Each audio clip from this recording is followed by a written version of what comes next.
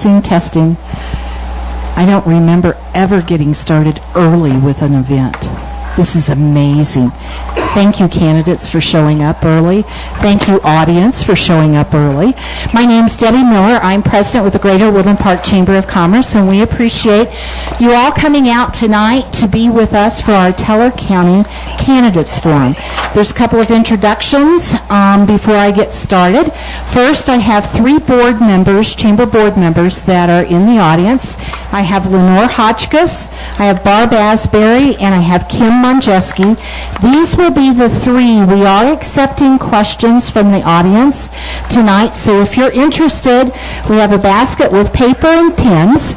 You can write the questions down, submit them back to the board members. They will submit them to us.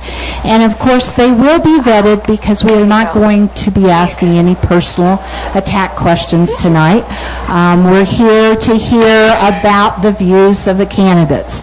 And then my other introduction tonight, I am so pleased to work with tonight our moderator, who has agreed to do this for us, is Carol Harvey. Many of you may know her as Councilwoman Harvey, but Carol is excited about doing this. It's kind of our first time of working together with this, and we're excited that all of the candidates here have said yes to be here with us tonight. So we have the press with us. The press will be able to ask questions as well later on in the evening, too. And we want to get started. So, Carol, I'm going to turn it over to you. Thanks, Deb. We have some rules of engagement for the evening. Good evening, though, and thank you all for coming. Here are the rules. These are for you guys and somewhat for our audience as well. Each candidate will have a 2-minute opening statement, and we do have someone who will advise you of the time. Somewhat discreet matter. The order of interjection and the closing have been determined by a candidate's draw. You saw us using the basket a few minutes ago to draw numbers. For the contested race, which is for treasurer, questions to you 2 candidates will alternate. We have, I think, a total of 4 that are planned, and then, of course, we may have some from the audience or from the press. So we do have a timekeeper who, as I said, will indicate 30 seconds, then stop once your time is up, and sometimes it's very inelegant, but we'll go with flow. I have a list of questions tonight that are unknown to the candidates. Additional questions, as we've mentioned, will be asked from the press, and if time allows, then we'll take the submitted written questions from the audience. The candidates now will have 2 minutes to introduce themselves and start with an opening remark, but I ask that the candidates be respectful of both the timekeeper and the other candidates. So I'm going to introduce now our candidates from left to right. First is Bob Campbell and Mark Smith. No, sorry, it's not Mark Sazista, Crystal Brown, Betty Clark Wine, David Simmons, and Eric Simonson. And Bob, we're going to start with you, and then each of you will follow with your opening comments. So, Bob, over to you for your opening remarks. Good evening, everyone. Oops. Can you hear me okay? Okay. Obviously, I'm Bob Campbell. I'm candidate for Teller County Commissioner. Unopposed at this point for the general. Lived here since the early 90s. Been an accountant and financial planner in the community for many, many years. I'm finishing up my last couple months as Teller County Treasurer. Longtime conservative, less government, minimal tax sort of person. I'm a big believer in that government should make way for the health, safety, and welfare of the public, but otherwise our job is try to stay out of the way. Been married for over 30 years, got 2 grown adult children. Like to serve the community. When I moved here, I had semi-retired from one of my first careers. Spent a lot of time in a lot of different community efforts and charities, of which a few of those I'm still very involved in. I'm a community servant at heart. I do it because I want to make a difference in our community. I've got the knowledge, the service history, and expertise to do that at the Board of County Commissioner level. I think we've got some changing dynamics in this community where we need to make sure we're planning for the future and what those demographics are going to look like. We're obviously in pretty good economic times right now, but those cycles do happen if we want them or not want them. We've got to be planned, make sure the county is in position to weather the next economic downturn, which could come in 1 year, 3 years, 5 years, whatever. But it's around the corner. Got pretty good experience in the county government. I know what is needed. I understand the rights and the roles and responsibilities of commissioner. I'm very much looking forward to putting my 2 cents back in that category and help the county along those roles. Thank you, Bob. I think you hit it right on 2 minutes. Mark, you're next. Hey, good evening, everybody. I'm Mark Salusta. I'm a Republican nominee for Teller County Treasurer. Much like Bob, I'm a father, I'm a husband, I'm a vet, I'm a financial guy.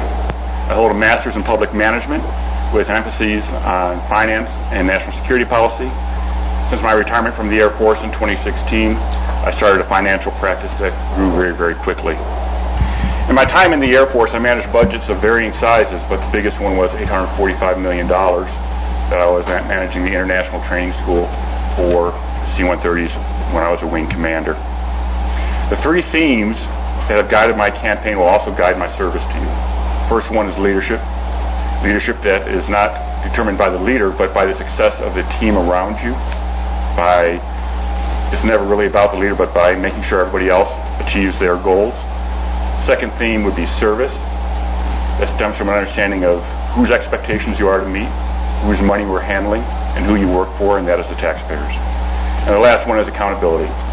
A buck stops here mindset. It doesn't look to pass the blame, but to get on to the solution.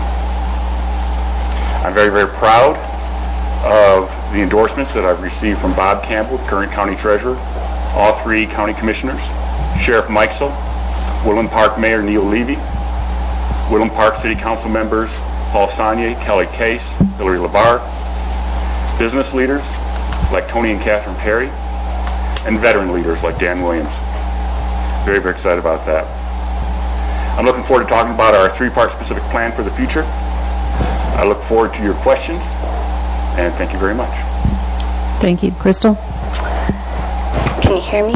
Good evening, everyone. I'm Crystal Brown. I'm the Teller County Clerk and Recorder. I'm running for my final term, and I'm sad that I am already at this particular time in my life, but I look forward to the future. I have worked in the Clerk and Recorder's office for almost 16 years now. In December, I have been clerk for 6 years, and I oversee a staff of 9. I have a wonderful team. We work very hard. We do things that is very important to all of you on a daily basis. Elections is always our number 1, but at this, what the seems to be, or motor vehicle, that's the driving force in our office. But we do a lot of other things. We wear many hats. I am a native almost of Teller County. We moved back to Teller County in the early 80s. I'm married for 26 years, and my husband has also lived in the area for most of all of his life. We've raised 4 beautiful children, and I have a beautiful granddaughter that I love very much. But I hope that I can have proven to all of you in the past 6 years at least that I take my job serious. I take a lot of pride in what I do.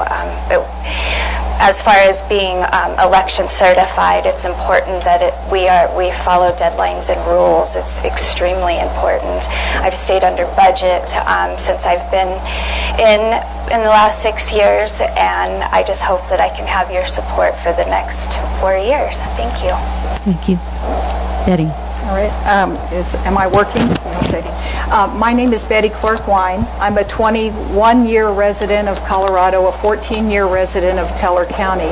I've served as the assessor for 8 years. I'm not a career politician nor a career government employee. I worked 30 years in the private sector managing projects, budgets, and people. I spent 5 years in state and city government also. I started my first job when I was 16 years old, and I've been working ever since. I came from a lower middle class family. My father was a 21-year enlisted Army soldier who instilled a strong work ethic in me. I was a single mom who put myself through through college while raising 2 daughters and holding 2 jobs, and I paid for my own college education with both my bachelor's in business administration and a master's of public administration.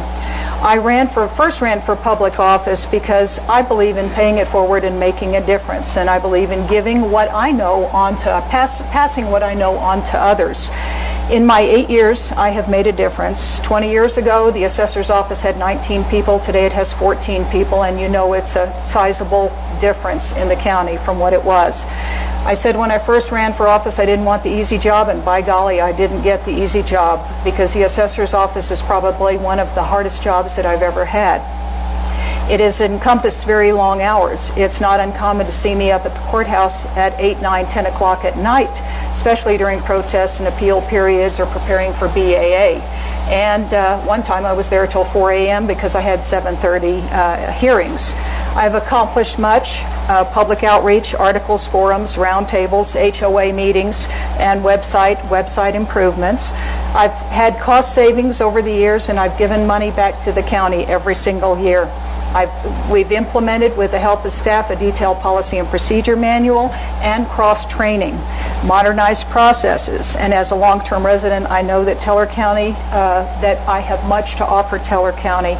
Just like Mark Louderman, the El Paso County Treasurer, who was the El Paso County Assessor, I'm looking forward to putting my experience to work as Treasurer. Thank you. Thanks, Betty. David, and would you prefer we call you Colt? I heard that tonight. Well, my mother and my wife call me David. My friends call me Colt. All right, David. Hi, I'm Colt Simmons, native of Colorado. I went to high school in Bailey Mitchell down in Colorado Springs, Colorado State, for my BS degree. Enlisted in the Guard, Air National Guard, when I was young, then became a lieutenant, went into Space Command, Space Ops, Incident Command, deployed around the world. Was in Europe for 3 years in a F-15 fighter outfit. I was also involved in politics from age 14 on, kind of the family business, the servant leaders. And we were Freemasons. We are Freemasons in my family. And from that foundation is where we serve people.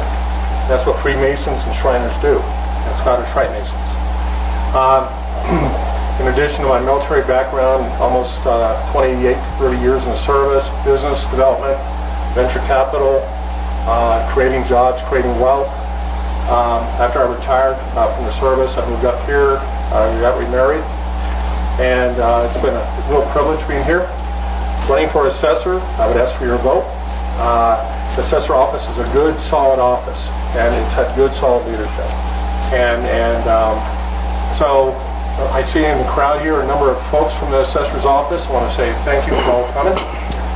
Look forward to following state law, state regulation strictly as it comes to the assessor's office and correct assessing and appraisals. Look forward to managing that office, leading that office, serving you. One thing you'll find right after the election will be a little weekly get-together that I will be offering for the next 4 years called Colts and Friends. So once a week here, Divide, Florissant, Cripple Creek, Victor, you want to have breakfast, lunch, or dinner, afternoon social with us, we'll be there for an hour, hour and a half in one of these towns. I'll get the word out. Also, we'll be creating a Citizens Advisory Assessors Committee. I want to hear from you all. This office has to be transparent like the Treasurer's office. So I look forward to serving you guys and being part of the team here. Thank you. Thanks, Colt. Eric, please. I'm Eric Simonson, and I'm running for county surveyor. I was born and raised in Colorado Springs, and my mom and dad owned a surveying business, Simonson Surveying, for 35 years, starting in 1960. And I worked there starting in junior high. I was a draftsman, and I worked in the field with my dad, and I stayed there until 1985. And at that time, I went to work for W.K. Clark and Associates in Colorado Springs, who's a surveying legend, I believe, and I'm very proud to have worked for him.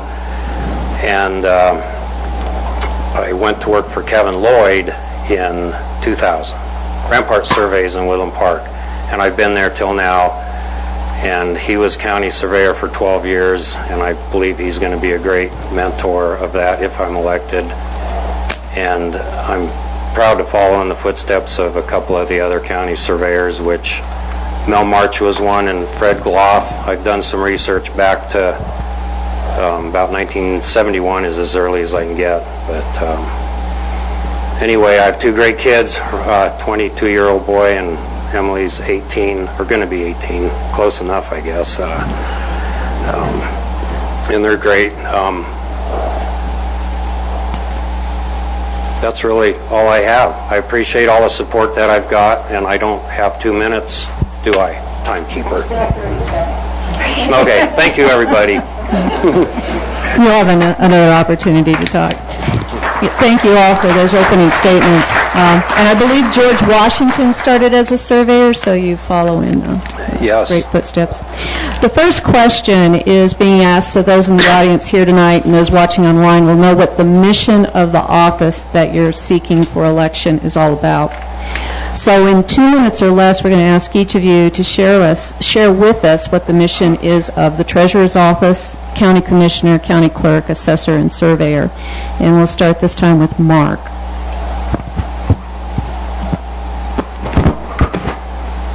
The mission of the Teller County Treasurer's Office is also, that position is actually dual-headed, as not only the treasurer but also the public trustee. The treasurer's functions are outlined in the Colorado Revised Statutes, number 39, primarily, and that is, when we think of treasurer, we think of collector of taxes.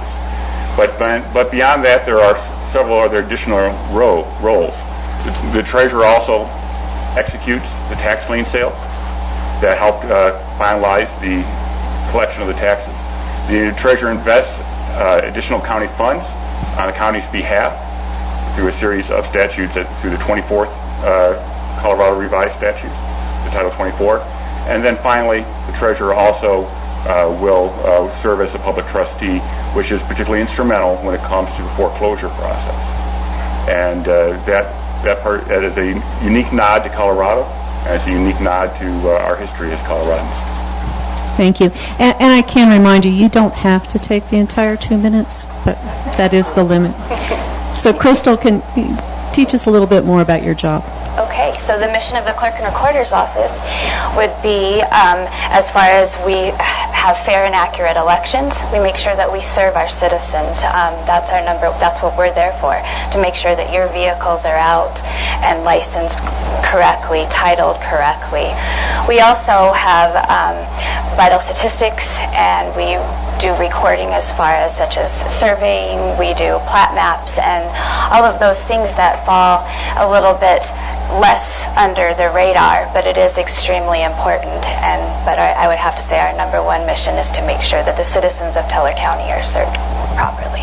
Thank you. And Betty, if you can talk to us about the treasurer's position. And I'm going to echo that, is that the mission is to serve the public and to serve it in the best possible manner, in a transparent, accountable manner, as accurate as possible, to meet their needs. I mean, the citizens have needs, and a lot of times they're not able to voice those needs or willing to voice those needs until you're talking with them one-on-one. But it really is to serve them and to provide that education and support and assistance and help. And that's really what it is. I could go along the lines of all of the duties of the office, but you asked for the mission, so I'm going to stay with the mission, and that is is public service, to serve the people. Thank you. David? Can I go by Colt? Colt, give us your answer on your mission. Well, to follow through on what Betty has said here, the assessor's office, serve the public.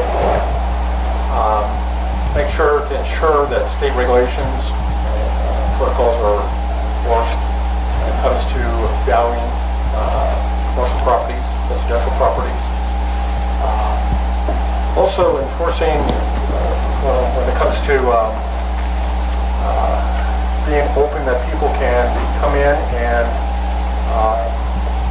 if they have concern about the value of their property, whether it's commercial or residential, they can come in and contest it. They know when those dates are. There are a couple issues here. I can go into it deeper later on when it comes to the Gallagher Amendment and to the Tabor Amendment and how we have colliding issues here in the state when it comes to Gallagher and Tabor. But the mission again is to serve the public, ensuring that we have fair values in the commercial properties and residential, in 50,000 foot perspective, and then serving you all and listening to your issues. And then later on, if people wish to, afterwards, we can go up more into in depth on specific issues of concern. Thank you. I look forward to hearing about Gallagher and Tabor. Eric, your position is one that I don't think a lot of folks realize is an elected position, but if you could describe the mission for the county surveyor. Well, the mission of county surveyor is very part-time. The job that I would have would be to check the recording information on surveys and the depositing information on the land survey plats, as Crystal said, and then make sure they get deposited with the correct information on them. I'm not a referee in boundary disputes unless I'm called in to a court, which I would be an expert witness, and in my opinion, it's not what a lot of people think is that you're out there surveying every day, figuring out everybody's battles, and that's not how it is. So every couple weeks or so, I would go up to the courthouse and check the recording information on the plats and not critique the other surveyor's work. It's just strictly to get the things deposited correctly and make sure they have the right county and the reception numbers and all that sort of thing correctly. Thank you. Question number 2. Oh, I'm sorry, Bob. We come back to you. Robert. The same question. I think, first of all, the guiding principle laid out in statutes and process in the state of Colorado is to protect the health, safety, and welfare of taxpayers and residents of Colorado. Action will be multi-level. Financial responsibility, control of budget, financial health, the county, probably the number one guiding principle on how to do some of that. Representative government. We are the voice of a lot of things happening in the county. About half of the county operations and communities work all over the process of the county commission. The other half work on the elected officials that are here tonight, including the sheriff. Fulfill a couple, 3 different roles. One of them is a management role, executive management. One of them is public official, with more experience in application of the county. The other is legislative. Takes the lead of action legislative. Land use regulations, ordinances, those types of things. Legislative. First and foremost, is to listen to the public and the rest of the citizens of the county and provide them services. State government, state legislation, and some of the state constitutions dictates on what types of services the county provides. Obviously, it's a team of 3, and the one commissioner controls 2 things on his own. One commissioner is in process. Hoping to see this from now on, that team working together and moves forward with the county right now. Thank you. And I will mention that both the unopposed candidates for coroner and sheriff were invited tonight, but they both had engagements that they could not leave tonight. So now we will go to question number 2. And we'll start with Crystal on this one. What do you see as the most significant issue you might face in this position over the next 4 years?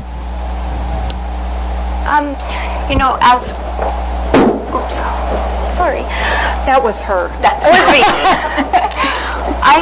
There's a few, as working as agents for the state, just recently, as I know that probably most of you have noticed, that we've had, the office has been closed a little bit because we have a new system that we have implemented because we had an older DOS system with our motor vehicle.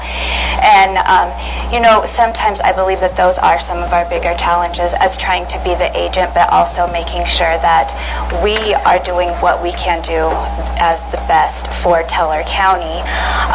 Elections, of course, is always always making sure that our security is making sure that everybody is able to vote, but also make sure that it's fair and it's accurate, and to make sure that we don't have any issues with our elections. So those would be my two biggest. And Betty, the same question for you, and if I need to repeat the question, do let me know. But it's, again, what do you think are the most important issues for you in the next 4 years? And this is actually not unique to the Treasurer's Office, but it's almost an issue across the board with the county. But it has to do with employee development, workforce development, training, cross-training, because the Treasurer's Office is a very small office. The Assessor's Office, as I mentioned earlier, was very small too. And what happens is that when somebody leaves, you have a tremendous amount of brain drain that goes out the door, and they take that with them. And the county's policies will not allow you to hire overlapping, meaning that when somebody leaves, then you can have somebody come into that office. But they will not allow you to hire somebody prior to that employee leaving. So if somebody gives you notice and they're leaving out the door, and you don't have anyone trained or capable of assuming that position, you better have a really good policy and procedure manual in place. One of the things that I looked at the Assessor's Office was we created a 2-inch policy procedure manual, which was basically an instruction book step by step of what's to be done. So I see that if we don't have those procedures in place and one person leaves, it's a scramble to try to fill the job. And really, in a very small office, if one other person doesn't know that job, you have a tremendous hole in your workforce. So I'm looking at workforce development, how to eliminate brain drain, succession planning, and cross-training as being a huge issue. Colt. So your question is, what's the most significant issue over the next 4 years? Well, I've spoke with Mark on this, and Betty and others, Bob. I think we're heading toward a recession in the next 4 years. We're at the height of the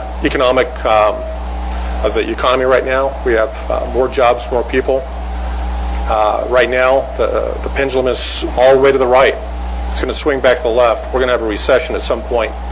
So what do? As good managers, we will deal with those programs, but we'll have to deal with it with less money. We'll have to tighten our belts, be smarter on how we manage people, programs, and protocols. A recession's coming. In fact, at a conference earlier this year, the assessor, Betty, made a comment that we're already starting to see a downtick in certain sales. So a recession is coming. How powerful it's going to be, I don't know. Is it going to affect us? Yes. Are we going to have to tighten our belts? Yes. Is the county and the city going to have a rainy day fund that's healthy? Yes. So we got to be smart about that and prepare for it. Thank you. Eric, for the surveyor's position. Well, I look forward to working with Crystal and Cole, the assessor and clerk, and just working alongside with them and doing my job. And once again, my job is every day as the county surveyor. So I don't like to hear that about the recession. Yeah, we know it's all coming. Yeah, I will just do the best job I can to fulfill that. Thank you. And I get this all the time, guys, but make sure your microphone, the little fuzzy part, is as close to your mouth as possible. We've already had some folks in the back who said they can't hear you.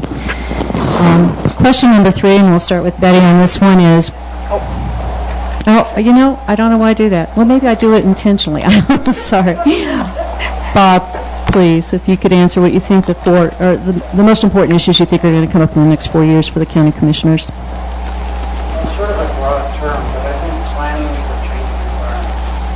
I think we're looking at looks at our demographics in the community a little bit different. We're looking at changing economic conditions. I'm not sure when that's going to happen. Things like Gallagher Amendment, changing the success ratio and how that affects private sector. We also have to look at future things that are happening in state legislation. Well, that all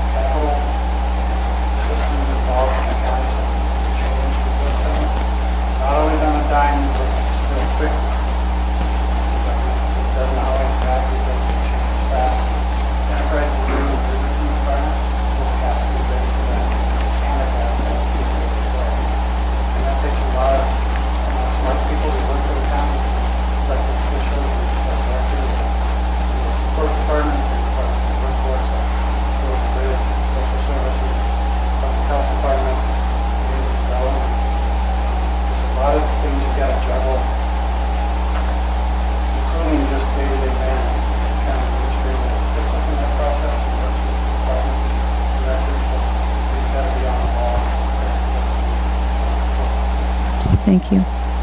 Mark? I actually think one of the biggest issues for the next 4 years in the Treasurer office is actually an opportunity.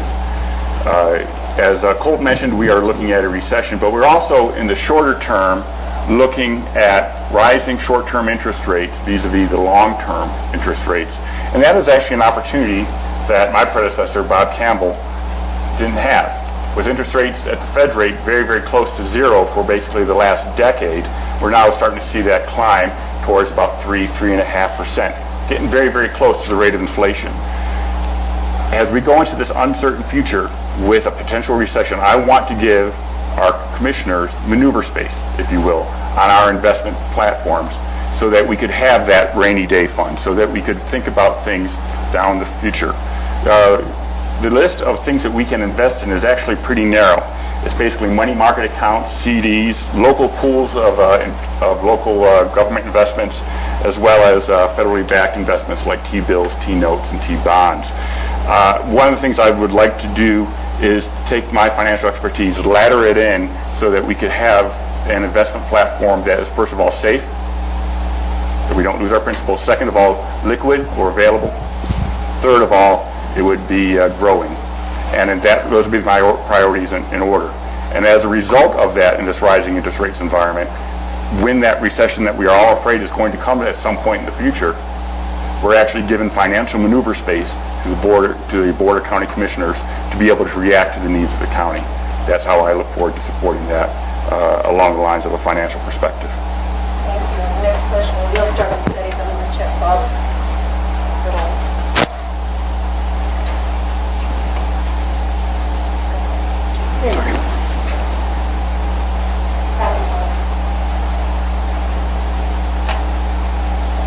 All right, for question number 3, and we will start with Betty. Describe the relationship with your counterparts in neighboring counties and how that might be beneficial to your position.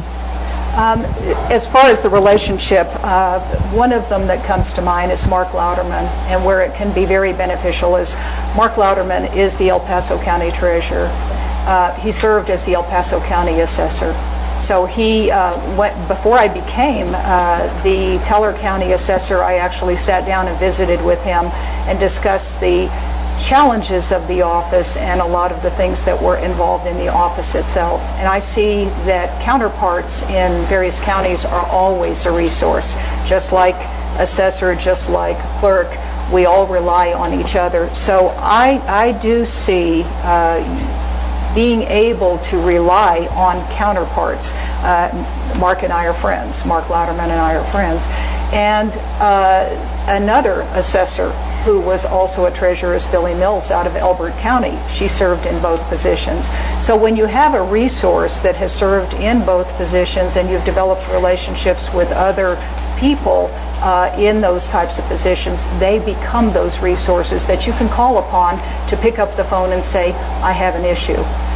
We also have, and while our counterparts can be resources, we also have state resources.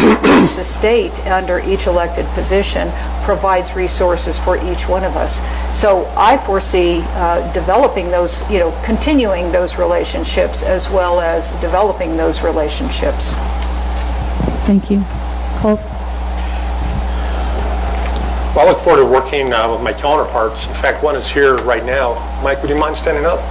Mike O'Connor, out of Elbert County right here. And Mike is the deputy assessor out of Elbert County. We've gotten to know each other a little bit. And a gentleman I've come to rely on insight about.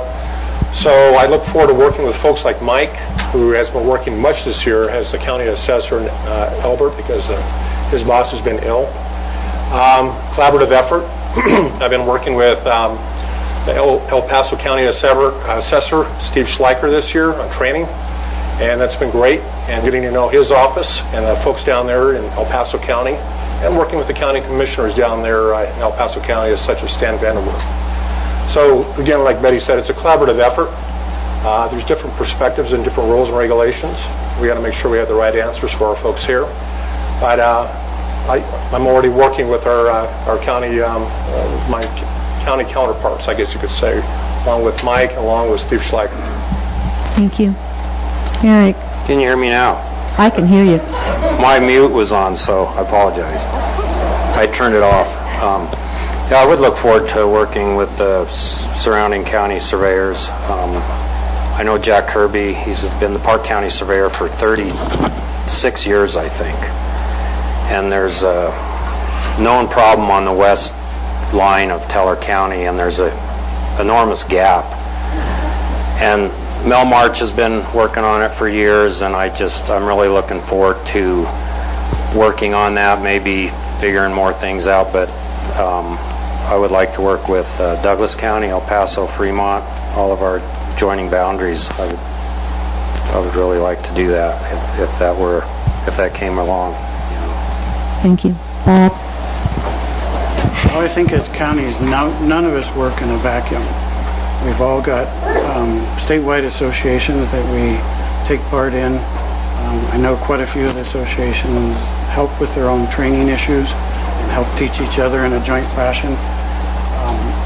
The counties in this region do a lot of processes together, like we're part of the 4th Judicial District, which is El Paso County and us. We team together in a consortium with Pikes Peak Workforce Center. We have things like Pikes Peak Area Council of Governments that is not just counties that work together, but also cities and towns for a variety of issues on Area Council on Aging and transportation issues. My predecessor, Mr. Dave Paul back there, is president of one of the largest assistant organizations, and that is CCI, which is Colorado Counties, Inc. And they provide a lot of opportunities for training, administration, help us with legislative work. We have lobbyists and partnerships in those lobbyists, and we have policy groups within that association. I don't think any of the commissioners would say that they ever work in a vacuum, and they've always taken part in those processes. Even nationally, there's the NACO Association, National Association of Counties, which provide a lot of resources and legwork and lobbying on federal issues when they affect counties directly. So I think it's a huge part of what we do. I think we're all accustomed to dealing with other commissioners. We have a lot of different philosophies in a lot of counties, but we all work together for ideas, new inventive way things. How do you guys treat with this? What do you do with this? And we steal and beg and borrow ideas from each other all the time. And I think that's a huge part of what we do. Thank you. Mark? I would echo some of the things that Bob had talked about. One of the things that in my the last 6-8 months I've been working with Bob 1 to 2 days a week in his office, learning the details of the organization. And the things that we've talked about includes the importance of things like the Colorado Treasurer Association as well as the Public Trustee Associations. In fact, the Public Trustee Association produced a new manual that is a very common sense manual for day-to-day operations of the public trustee and sort of a best practices approach to doing business. With the Colorado Treasurers Association, I look forward to connecting with folks in that direction, leveraging the best practices. As we take a look at the best practices, I would like us to take a look at not just what's going on in the Front Range. We in Teller County tend to look east, look down the road down in El Paso County, but in many ways El Paso County has different issues than what we have. I would like to I would look to leverage the best practices of places like Park County, Doran County, counties that look more like us here in Teller in structure, size, population, budget. And Crystal? I believe it's extremely important. Can you hear me? I have worked really hard over the last 6 years to make sure that I work together with the other counties. It's nice to have a relationship with somebody as large as El Paso County, but it's also extremely important to make sure that you are with the other surrounding counties, more so like Teller. We have 64 different counties, and it's extremely, when we learn from each other, especially from large and small. So it's very, very helpful. It can be something very small or it can be very large. But with one of our new Dominion system that we have for elections, we have similar equipment.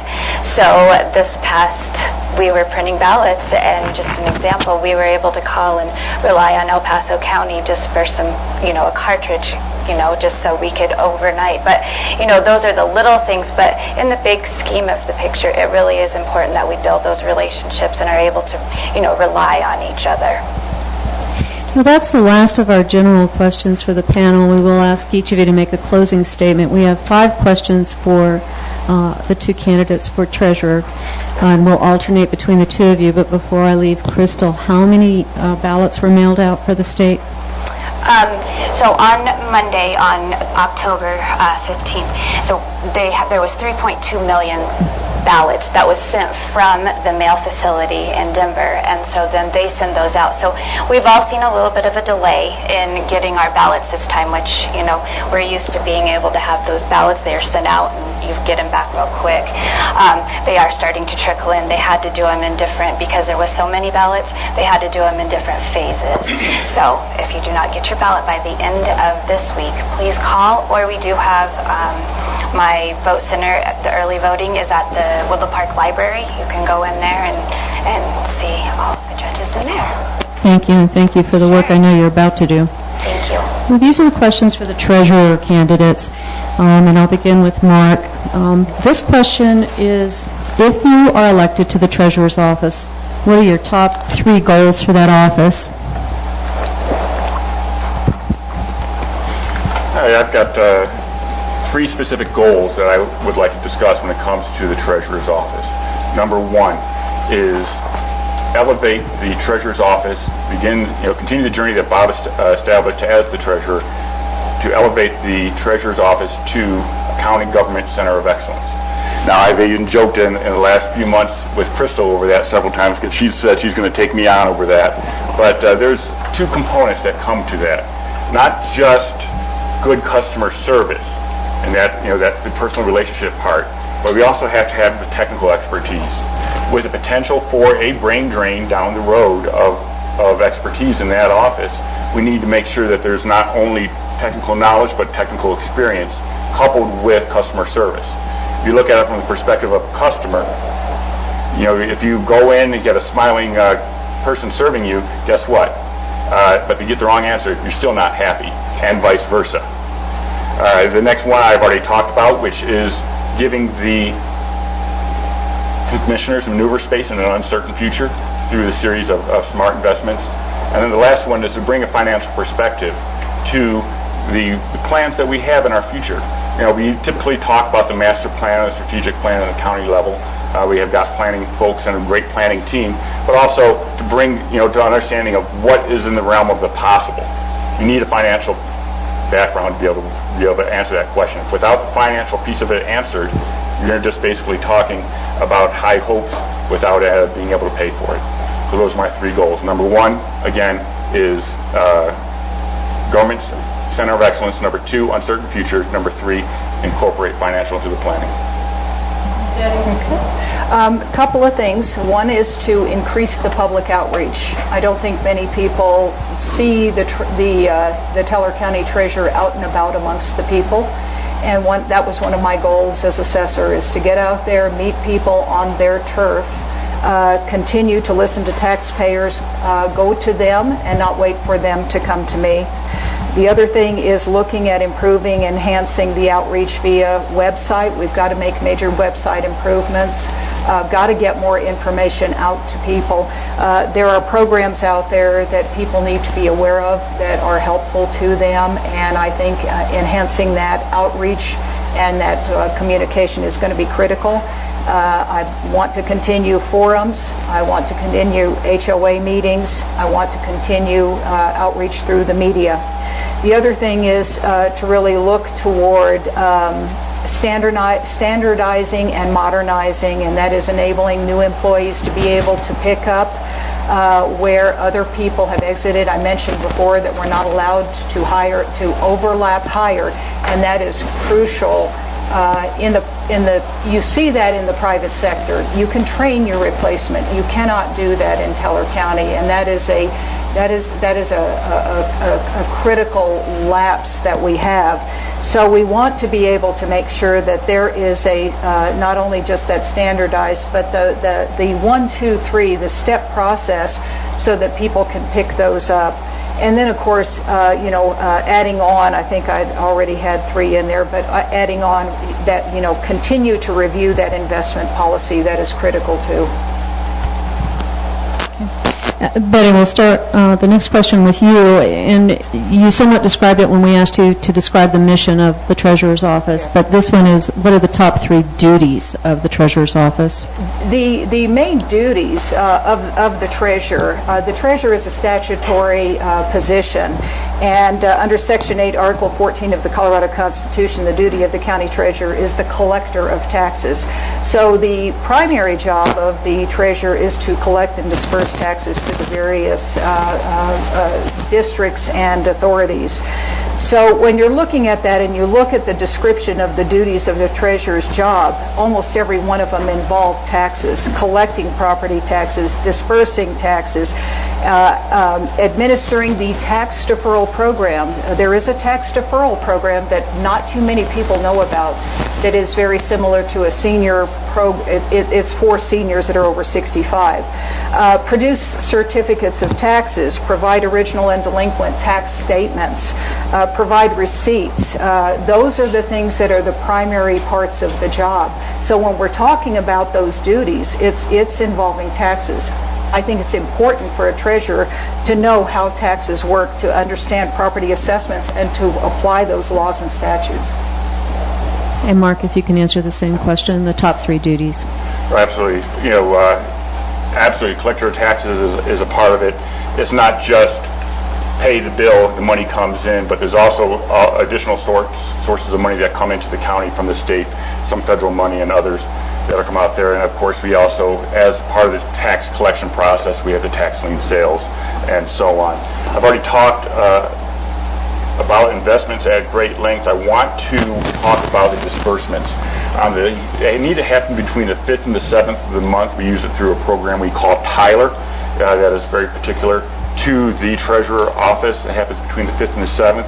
And then additionally, we have school districts getting money in March and May and June. So those are 3 additional times where there's a second disbursement that happens within the office overall. So the big piece is, again, collector of taxes, complete that deal when it ends with the tax lien sale. Number 2, we've got the investments. I've talked at great length about that. We talked about distributions and disbursements. The last piece, of course, is the public trustee office, which has a set of responsibilities when it comes to the foreclosure process overall. So Mark, we'll start with you on the next one, and it's and some of these do overlap, but how do you see the Office of Treasurer functioning with regards to community relations? You're talking, absolutely. You're talking about one of pretty much my number 1 goal, the County Government Center of Excellence. And that's where you've got to come with the public relations piece of it. Bob has done a phenomenal job. As I looked at where he's taken the office in the last 8 years and things that we've talked about, the hours we've spent together in terms of modernizing the internal functions, I would like to take that to the customer experience overall and talk about multiple ways of being able to engage customers, whether it's by phone, email, in person, along those lines, but also to partner with other organizations through the different districts and the entities that we have out there. We've got about 41 different entities that receive tax money and so on that I would like to have that relationship with them and work through that process. Then beyond that, the customer experience really is about word will get out in terms of the excellence is when you get an answer, if you come to get you have a question, looking for an answer, you will get the right answer immediately. If you don't get the right answer, or we can't give you the right answer, we'll tell you when we'll get you the right answer, give you updates along the way. And then finally, if we don't deliver on that timeline, you'll get a call from me to explain it personally. I won't put one of my employees to take that arrow from a customer. And Betty, the same question. Okay, and it was, How do you see the Office of Treasurer functioning with regards to community relations? okay, and that is, I'm going to be a little bit repetitive to the previous, I jumped ahead of you, I read the question, but, or read your mind. Exactly. You didn't read the question. No, had no questions. But basically, I'm all into community outreach. I really am. I've done that for the last 8 years. I want to continue the economic forecast. I mean, that is a primary to bring people together that are experts in the fields to discuss what is going on. But I, again, am into major website development, putting the tools and the resources out there that people can use and also doing a certain amount of education with the staff, because I can tell you frequently in my current position we get calls that have been referred from the treasurer's office about, well, you need to call the you need to call the assessor if you want to discuss how taxes are calculated, how things are done.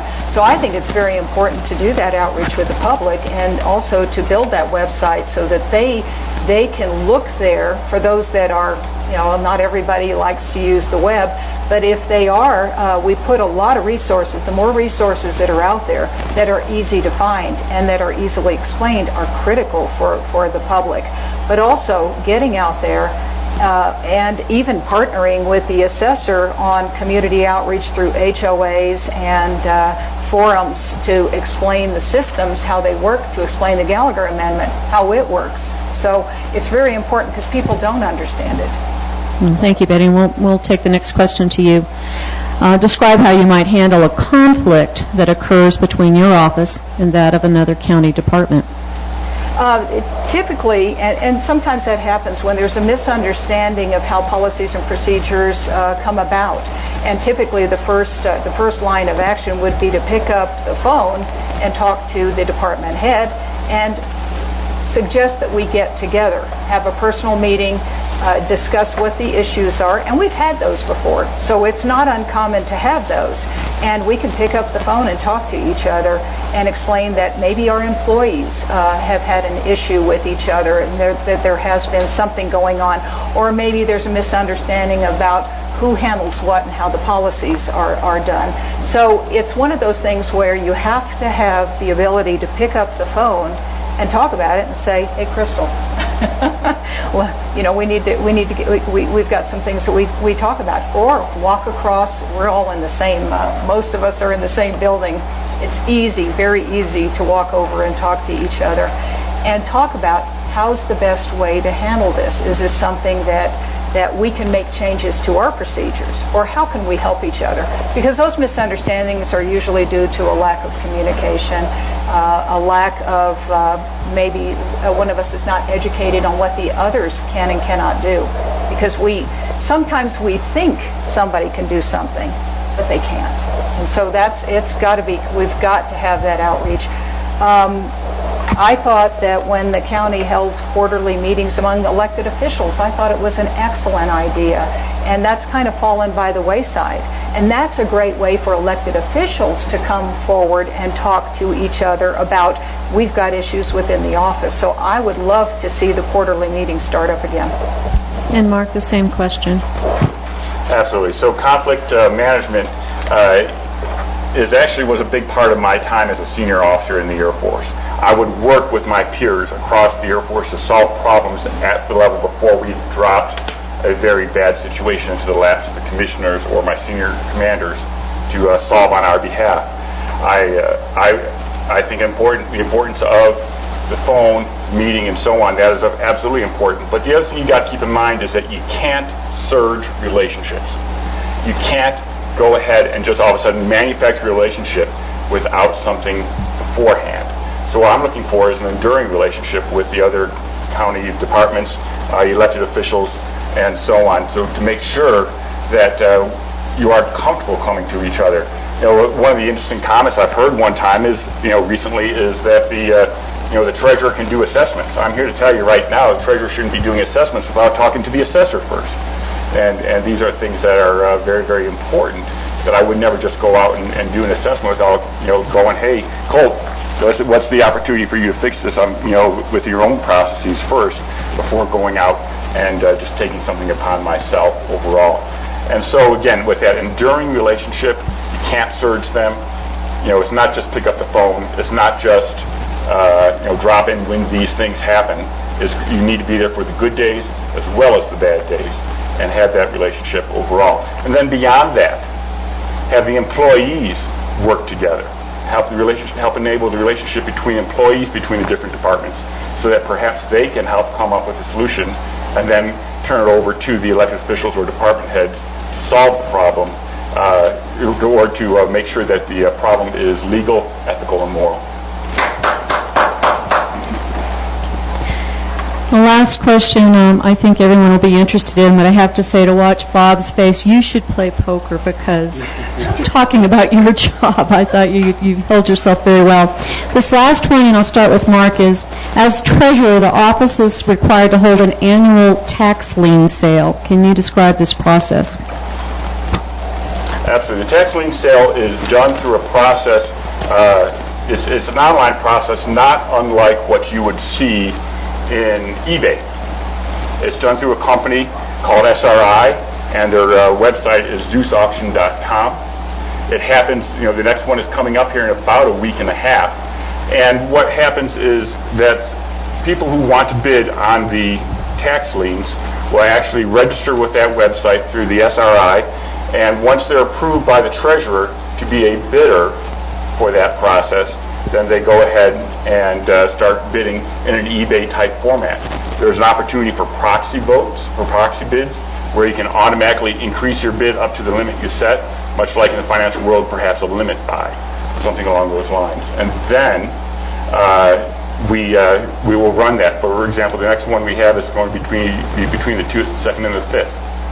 And then beginning at 2 o'clock in the afternoon on Monday the 5th, we'll take a third of the tax liens off-site, and then another third at 3 o'clock in the afternoon, and the final third at 4 o'clock in the afternoon. So these are processes that are done through our online partner, if you will, SRI. What that does is a small fee that's added to that. There's a $10 advertising fee that's automatically added anyhow to the tax lien process, and then on top of that a $6 bidder fee. So beyond that, so that's where the process goes on a tax lien sale. And Betty, please add to that. Well, it's much better than the old way of standing on the courthouse steps and holding an auction and having people surround you. So, what I see is that the electronic age is offering, this is how we do more with less. I mean, this is not that we can certainly eliminate people, but the electronic age of sending out tax statements by email or again, security email is coming, just like sending out the notices of value is coming electronically, just like doing personal property renditions is coming electronically. It is creating some great economies and some great opportunities, and that's what we have to look for, is how do we create, how do we take advantage of those great opportunities that are out there, and just kind of explode our resources, just be able to do so much more and provide a better service for people. So all of that is coming. We're seeing a lot more in other offices coming forward, and it's really exciting to see it happen. So I can't add to more than what he said, other than it's a great way that a great place that we're moving. Thank you both. I think everyone's learned a lot from responses from both of you.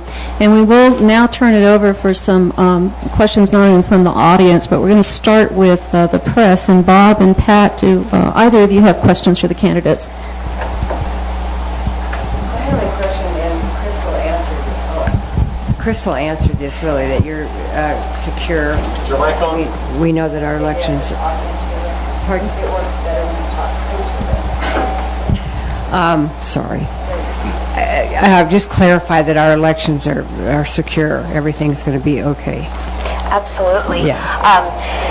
As you have seen a lot in the press with the cybersecurity and everything, we were able to work with Homeland Security. I went to a training and was able to work hand in hand with them and do mass training. And we we strive, we work hard. The state of Colorado is the safest place to vote.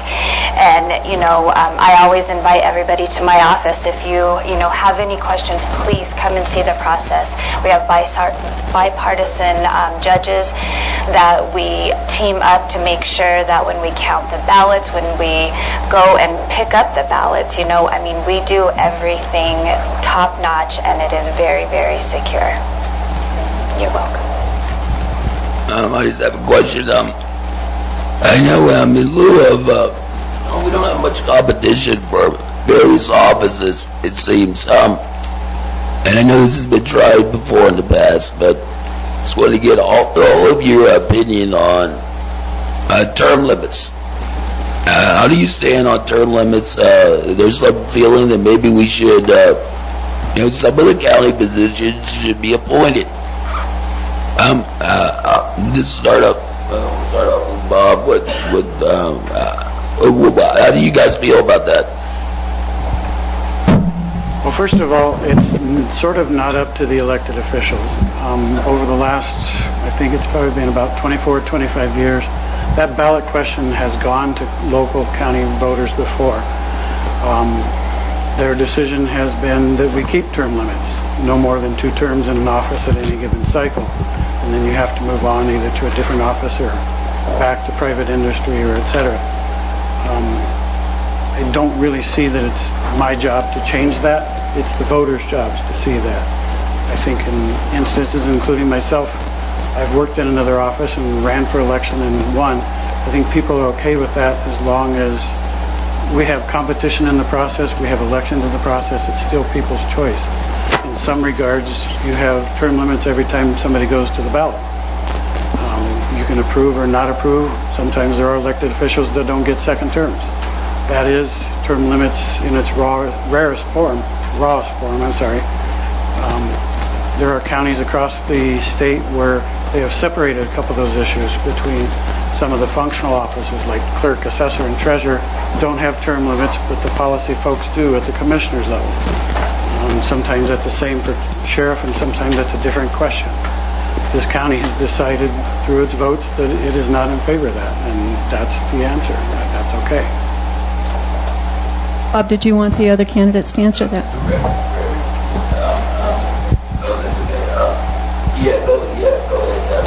All right. Hey, Rick, thanks for the question.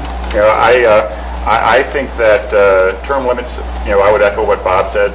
It's really not up to the elected official. It's up to the voters. The voters have overwhelmingly been in favor of term limits, particularly out here in Teller County. I think that there's something to be said for the ideal of somebody who goes and serves for maybe just 1 or 2 terms and then returns back to their business or their farm or their homes, and that's pretty much in line with the founding fathers have done in our own country. What it does do is it places a particularly strong requirement upon the elected official even, is to start growing your replacement. And I'm not talking about a good old boy network. I'm not, but particularly when you talk about the technical expertise, you see whether it be the treasurer, the assessor, clerk, recorder, surveyor, then much along the lines of what we saw with Dr. Bourne, is that he started growing up his replacements and having a pool of smart people who might be willing to step into that highly technical background and to be very important. These are things that become very, very natural to us as leaders in the military, is that if you don't have a replacement on hand to take over for you, then you have failed. So the term limits just clarify that responsibility and make it even more important. I have to echo what they said also, because I do believe that the voters have said their piece. But I think as far as my position goes, it is difficult, because with me working in the office for 15 years and then to have the knowledge and the election, to be certified as far as election, it costs the taxpayers a lot of money for me to go to make sure that I'm certified to be able to run your elections. So that portion of it is hard, but I agree also with Mark that I'm going to be training in the next 4 years. You know, you make sure that your staff is able to take over your office. Term limits, again, my personal opinion on this goes with many of the counties that have eliminated term limits for the worker bees, and that is the assessor, clerk, and treasurer, because they are highly technical. They require a lot of training. You get a lot of knowledge and then you're gone. And with 2 terms, I can tell you I haven't learned it all in 8 years. There is still so much to be learned. I got a call today that I'm going to have to refer to statutes when I get in tomorrow morning and look back and research it, because 8 years is not enough to learn it all. There's just so much, and it evolves.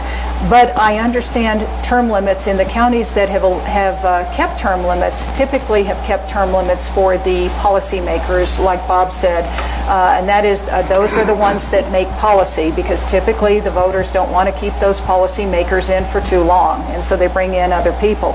I also know that having appointed people, Rick, you know, when you talk about appointed, I think the forefathers, when they set this system up, one of the reasons why they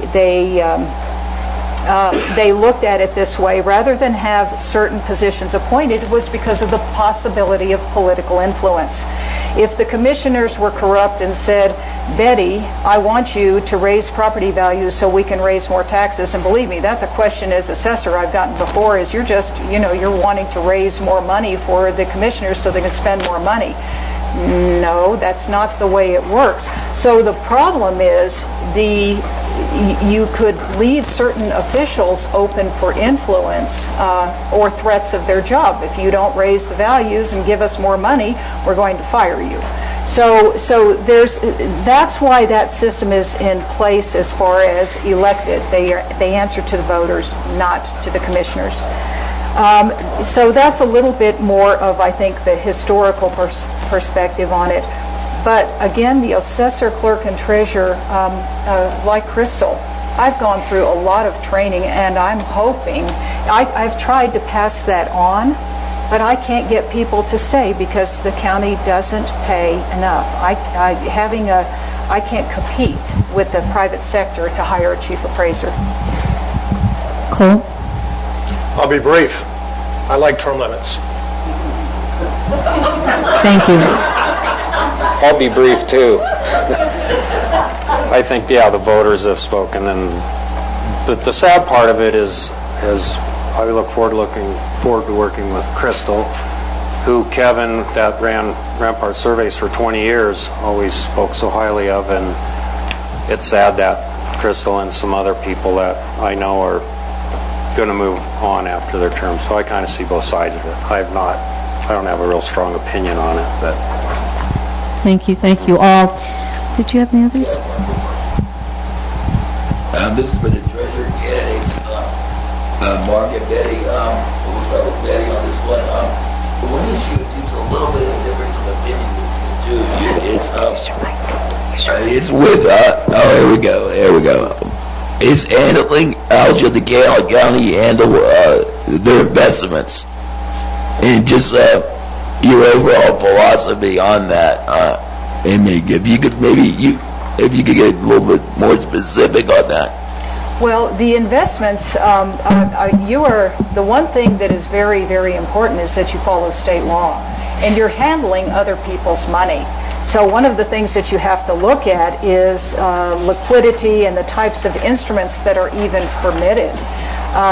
There are policies, as far as like an investment policy, the commissioners had just recently, in March of this past year, approved a firm that was going to be the investment advisory firm for the county. And of course, one of the things that has to be done is we have to ensure that those investments are prudent, that they're diligent, that there are controls in place, that it meets the objectives of the county, that it meets risk tolerance factors, that it's monitored on an annual basis. I mean, that is a requirement that it be monitored on an annual basis. But again, these things are set in statute. You can't just go out and invest in the stock market and without some type of monitoring, performance, and controls. So there has to be a standard of care. You have to preserve principle. You have to look for a maximum rate of interest. You have to have safety. And so there's a lot of things that have safety and liquidity. There are things that have to be done to ensure that the funds are protected. All right, I've talked about this a good bit. The statute that drives the investment platform for counties in Colorado is Colorado Revised Statute Title 24. And as we've talked about already, number one priority is absolutely preservation of the principal investment above all others. Number two priority is availability, liquidity. That's one of the reasons why the current investment policy has a 5-year maximum investment timeline for any county money invested, is that we need to have it available when the time happens out there. And then the final one is the growth. The growth platforms that we have available to us have nothing to do with the stock market. There is no option for the stock market when it comes to investment of county funds. What you have are CDs, you have federally backed investments along the lines of T-bills, T-notes, and T-bonds. You have pooled resources of local investment platforms, and then finally money market accounts. We have two primary companies that we work through.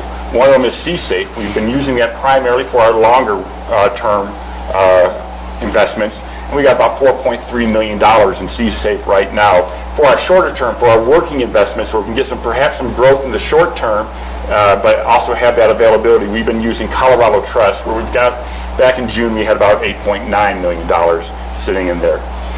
We have some availability through some federally backed mortgage programs along the lines of Jenny Mae's. But again, very low amount right now in the county with that, about $10,000. But overall, it's nothing to do with the stock market. The statute drives it for us, and we're going to go ahead and preserve our principle first. Thank you very much. We have no further questions from Rick and Pat. But we had one question that came to us from the audience, and it was actually covered in the opening remarks. So we're going to go straight to closing remarks. And again, it's a 2-minute limit. And Eric, we'll start with you on your closing remarks. Well, to say the least, it's been an interesting 9 months since I started all of this caucus and assembly and all that. So it's really kind of neat to see the political process that I didn't really know all about it. It's been very interesting, and I'm surrounded by great people. It's just been incredible, the people I've met in the military, and the knowledge of everybody is just fascinating to me. Thanks for everybody's support, and thank you for inviting me to this forum. Colt? Thank you. A couple of things in closing. I'd like to thank the current elected field here for the great job that they've done. As your assessor, I'll have 3 rules: transparency, transparency, transparency. It's going to be an open office, as it is now in many respects. I'd expect to hear about Colt and Friends, weekly breakfast, lunch, or afternoon social. Want to come and jaw-jack with me and jaw-jack at me about what's going on, whether it's my office, one of the other offices.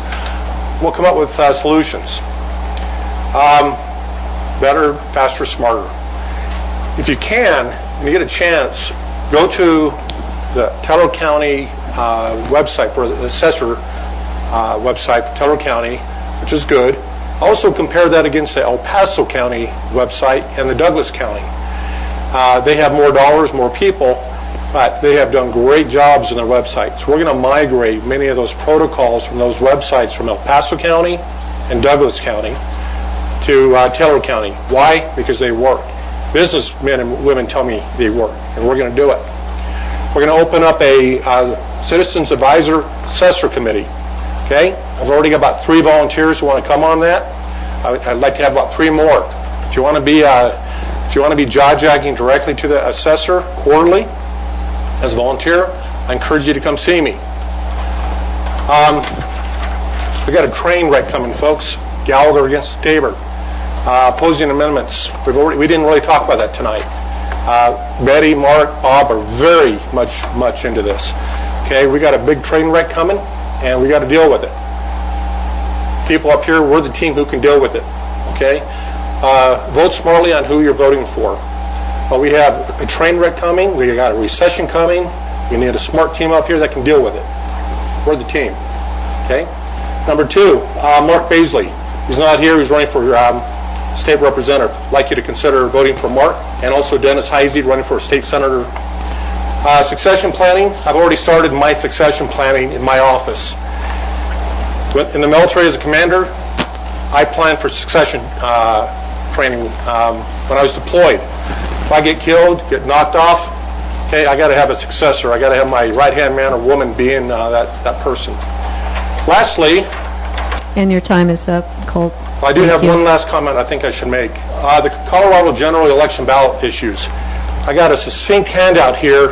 If anybody here is confused about the ballot initiatives, I got a great write-up here from Commissioner Norm Steen that really breaks it down. So if anybody here is confused about the ballot initiative, come see me afterwards, or we'll set up a separate breakfast in the next week. We'll go over it, because some of those issues are confusing, even to a rocket scientist like me, and I love astrophysics. So I'd love to talk about that and give you guys some solutions on these ballots. Thank you. You bet. Thanks. So why am I running? I'm running to continue to serve and give back. I love to help, and I want to share what I know, and I want to give it to others. I want to use my experience and my education, particularly as the assessor. I've got a lot of information that will be very, very helpful. I care about people. My involvement doesn't stop in the office. The county still runs on a shoestring budget, and I understand how the county budget works. Every person counts. Elected officials have to work alongside staff. They have to. There can be no figureheads. We don't have enough people. I've worked for the county for 8 years. I know the budget process. I know the challenges of personnel and the deadlines. I know how taxes and valuation work. The assessor and treasurer work very closely together. In fact, one of the treasurer's duties by law is to assess property that the assessor has failed to collect and assess. That is written in statute. Doesn't mean the treasurer goes out and assesses, but it says if the assessor fails to do it, the treasurer has a duty to do it. I understand the DDA, and I understand Gallagher Amendment and Tabor. I understand how senior and veterans exemptions work. My goals as treasurer are to increase public outreach, listen to taxpayers, go to them, not wait for them to come to me, to continue the economic forecast, to improve outreach via website, forums, HOA meetings, anything, media. Standardize and modernize, enable the staff to pick up the manual and understand what needs to be done step by step. I'm always looking for ways to make things easier for taxpayers. That's kind of my challenge. How do I make them understand? How do I help them understand, not make them? I can't make them understand. I visited many property owners, and I've been to many, many properties in Teller County. I have been all across Teller County. I know Teller County, and I want to continue to make a difference. Thank you, Betty. Crystal? I have a quote. The leader who shares experience ensures a bright future and leaves a legacy of success. That's what I'm going to be working on in my next 4 years, to make sure that my office is set up for success. We have a very exciting next 4 years with motor vehicle and with the elections. Every day it's changing, and we have a great secretary right now that understands. He was also a clerk and recorder, so he understands and he gets it. So it's important that we all work together as a team. I look forward to working together with also my other elected officials, and I hope to continue to have your support for the next 4 years. Thank you. Mark? Public service is not an entitlement. Public service is a privilege. That's one of the things that became very, very clear to me over the course of my 27 years of military service. I think a lot of veterans seem to get it wrong by the fact that they talk about, hey, I wore a uniform, now I'm entitled to get into something along, in the public sector. No, the things that made me successful as a senior officer are the same skills that will make me successful as your next treasurer. Again, it's not an entitlement. I think it's a particular opportunity right now where we can match skills to need with a growing county, with an uncertain future, with someone who's created centers of excellence across organizations larger than his own and elevated the larger team across the board. January is a very busy time for the treasurer. On day one, the treasurer has to absolutely be prepared to carry his own weight. 1099s are going to be issued for redemption interest from tax lien sales. Quarterly public trustee report is due. The semi-annual treasurer report is due. The annual treasurer report is due, and tax notices need to go out. I've been trained on that. I've been preparing for that. I've been working hard on day one to be ready to pick up that load without having to dump that task, because Bob Campbell is going to be a commissioner in January. We need a treasurer ready to hop in and get going on day one. I've learned these tasks. I've been part of the different reports, the semi-annual and the quarterly reports, whether it be for trustee or for the treasurer. I'm looking forward to getting to work on the first duty day, if you will, the first work day of the new year. Thank you, Mark. And Bob, finally. Well, I look forward to serve as your next county commissioner. I plan and expect, and you can hold me to my commitment to be accountable, serve with integrity, commitment to the office, using my expertise and knowledge.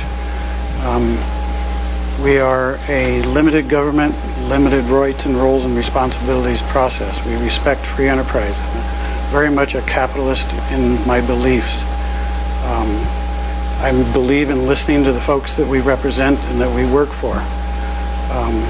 Sometimes that means you spend a lot of time with people who don't agree with your philosophy, but our job is to work with that philosophy and listen, and there are plenty of times we learn from those opposing philosophies. It is a great honor to serve the people. I'm a servant at heart, and I pledge it to you I'll do that from day one. Thank you very much. Ladies and gentlemen, this concludes our Teller County Candidates Forum, and I would tell you right now, if there were any money in the budget for 2019, we would replace these chairs. They are very uncomfortable. I'd like to thank the Whitman Public for being a class act, and I want to thank the candidates for coming and answering the questions, and good luck to all of you. So good night, and have a safe trip home.